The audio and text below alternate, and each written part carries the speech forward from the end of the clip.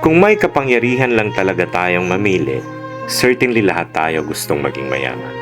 Pero hindi dahil sadyang nilikha ng Diyos ang mayaman at ang mahirap, ang maganda at hindi masyado, ang matalino at hindi gaano.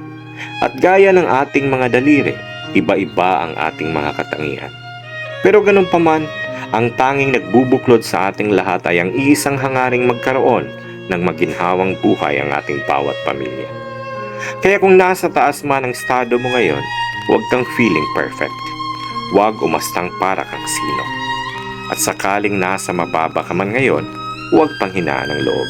Maging grateful sa kung anong meron ka. Because success really comes in different forms.